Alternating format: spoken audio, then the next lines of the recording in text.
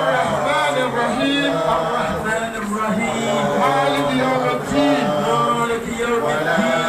إياك نعبد وإياك نستعين اهدنا الصراط المستقيم صراط الذين أنعمت عليهم غير المغضوب عليهم ولا الضالين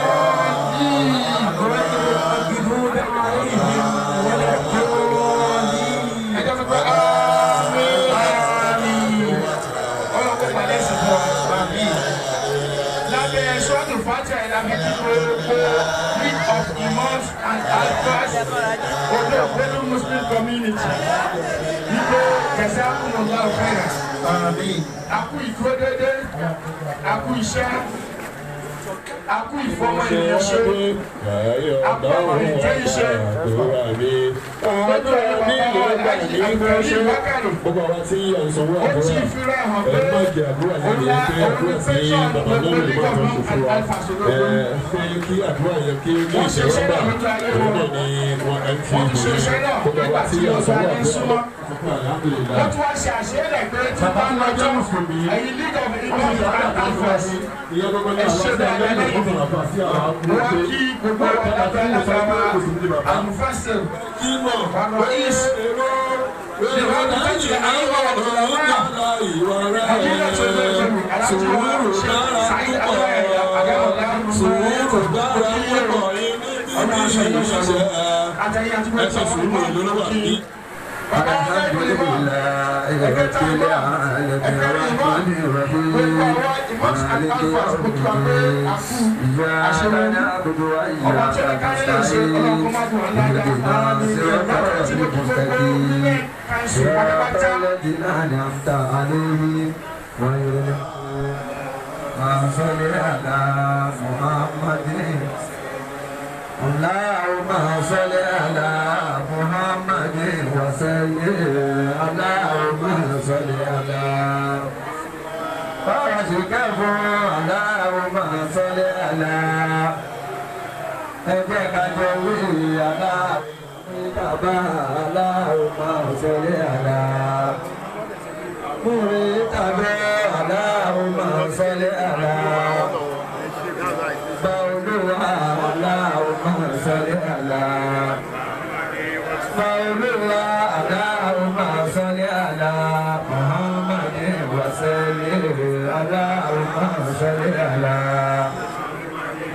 Allahumma salli ala Sayyidina Muhammad al-Fatih lima ughliqa wal khatim lima sabaqa nasr lak bilak wal hadi ila siratikal mustaqim wala عليه قدره وامتداد العظيم فروع ورياض وجنات فروع ورياض وجنات نعيم فروع ورياض وجنات الله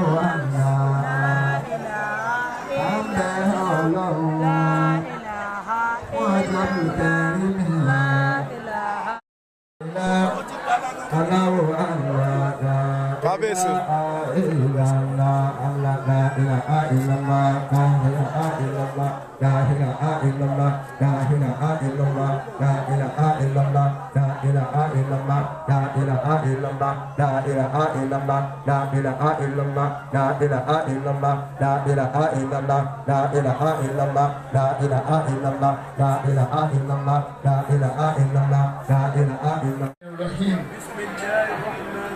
أعوذ بالله من الشيطان الرجيم. بسم الله الرحمن الرحيم. أعوذ بالله من الشيطان الرجيم. بسم الله الرحمن الرحيم. الحمد لله رب العالمين. الرحمن الرحيم. مالك يوم الدين. إياك نعبد وإياك نستعين.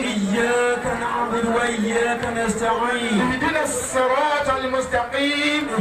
صراط الذين أنعمت عليهم صراط الذين أنعمت عليهم غير المغضوب عليهم ولا الضالين غير المغضوب عليهم ولا الضالين. آمين آمين. ọlọ́run kó balẹ̀ sí fún wa.